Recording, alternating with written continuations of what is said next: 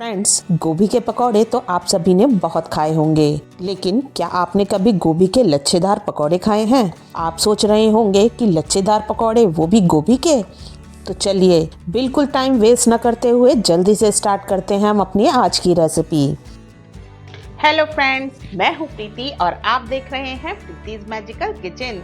Friends, अगर आपको मेरी रेसिपी पसंद आती है तो मेरे चैनल को लाइक और सब्सक्राइब करना ना भूलें और हाँ, साथ ही बेल आइकन का बटन ज़रूर प्रेस करें ताकि मेरी आने वाली हर नई वीडियो का नोटिफिकेशन आपको मिल सके। यहाँ मैंने सबसे पहले गोभी को अच्छे से धोकर साफ कर लिया है। इस तरह से गोभी के पीसेस को अलग कर लिया है। वैसे तो सर्दियों की गोभी में कोई कीड़ा होता नहीं है, फिर भी अगर आप चाहें तो गोभी के पीसेस कट करने के बाद इसे तेज गर्म पानी में हल्दी और नमक डालकर कुछ देर के लिए भिगोकर छोड़ दें और उसके बाद फिर आगे का प्रोसेस करें।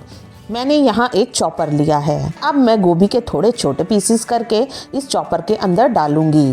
चॉपर को बंद करके इससे अच्छी तरह से हम गोभी को एकदम बारीक चॉप कर लेंगे। ज़रूरत से ज़्यादा बारीक भी चॉप नहीं करना है, थोड़े मोटे मोटे पीसेस रखने हैं।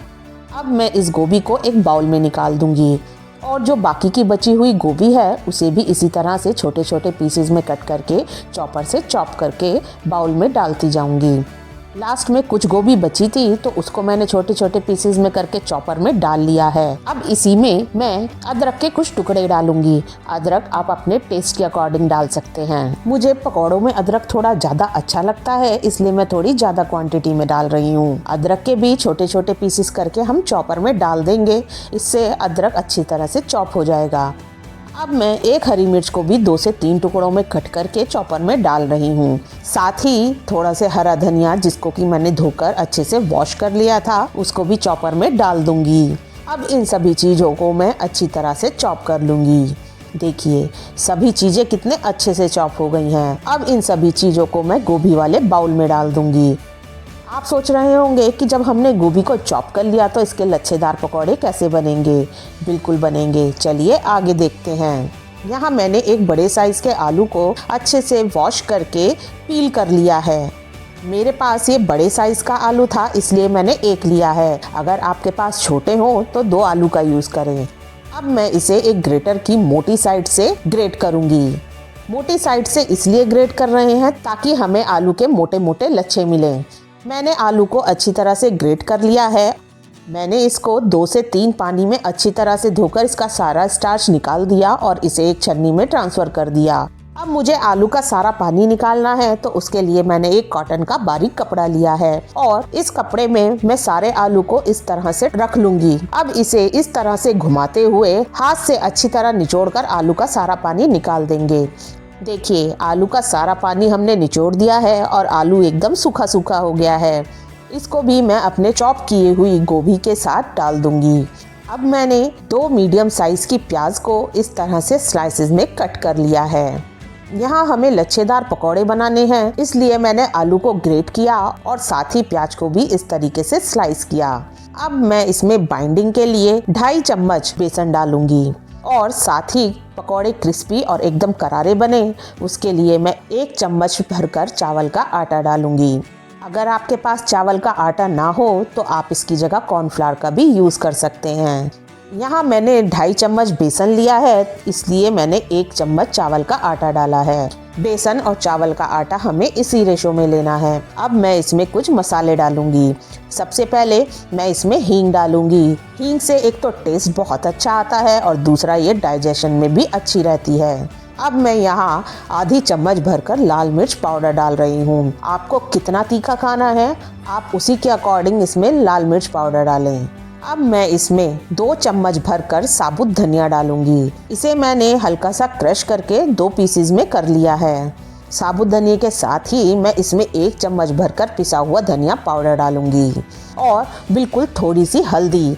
बेसन को डाइजेस्ट करना इजी हो जाए इसलिए इसमें थोड़े से मैं अजवाइन के दाने डालूंगी और टेस्ट के अकॉर्डिंग नमक। मैंने सभी मसाले इसमें डाल दिए हैं। अब मैं इन सभी को इस तरीके से हाथ से मसलते हुए मिक्स करना स्टार्ट करूंगी। ध्यान रखें यहाँ हमें अभी पानी का यूज़ बिल्कुल भी नहीं करना है, क्योंकि गोभी हमने कच्ची ली है और जब वो नमक के कांटेक्ट में आएगी तो वो भी अपना पानी रिलीज करेगी। गोभी में अपना पानी बहुत होता है। इस तरीके से अच्छे से हम मिक्स करते जाएंगे। जब मैंने इन्हें अच्छे से मिक्स किया तो मुझे यहाँ बेसन कम लगा, इसलिए मैं इसमें 1 चम्मच भरकर बेसन और आधा चम्मच चावल का आटा डालूंगी। और एक बार फिर से अब इसी तरह से इन्हें हाथ से मसलते हुए अच्छे से मिक्स करेंगे। लगभग बेसन हमारा सभी सब्जियों के साथ मिक्स हो चुका है। अब इसको 5 मिनट के लिए ऐसे ही छोड़ दूंगी।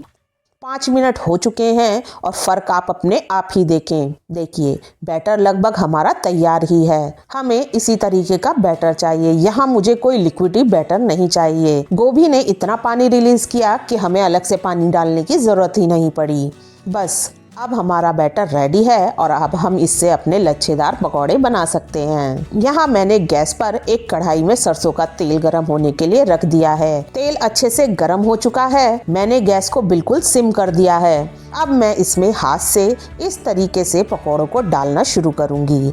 देखिए हमें कोई ज़्यादा टेक्निक नहीं लगानी है, बस हाथ से पकड़ना है और पकौड़े इस तरीके से डाल देने हैं। इसी से हमारे पकौड़े एकदम लच्छेदार बनेंगे। अभी गैस को हमें एकदम सिम रखना है। 1 से 2 मिनट के लिए पकौड़ों को बिल्कुल भी हिलाएं नहीं। इनकी आउटर लेयर को थोड़ा सा पकने दें ताकि ये अपनी शेप को होल्ड कर सकें और जब हम इन्हें चलाएं तो ये टूटे नहीं। देखिए अब पकौड़ों की आउटर लेयर बहुत अच्छे से सिक चुकी है और इन्होंने अपनी शेप को होल्ड कर लिया है।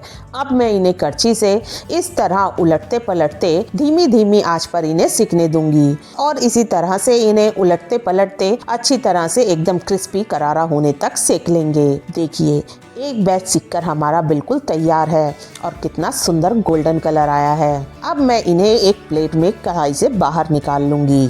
अगर आप चाहते हैं कि आपके पकौड़े ठंडे होने के बाद भी क्रिस्पी रहें तो आप कभी भी इन्हें नैपकिन पर मत निकालिएगा। आप प्लेट में इसी तरह से निकालें या फिर किसी जाली या छलनी में निकालें। ऐसा करने से ये एकदम क्रिस्पी बने रहते हैं। अब इसी तरह से हम एक और बैच सेक कर तैयार करेंगे। अगर आपको हाथ से पकौड़े डालने में प्रॉब्लम होती है तो आप चम्मच से इस तरह से पकौड़े डालें। चम्मच से इस तरह पकौड़े डालना मुझे ज़्यादा इजी लगा।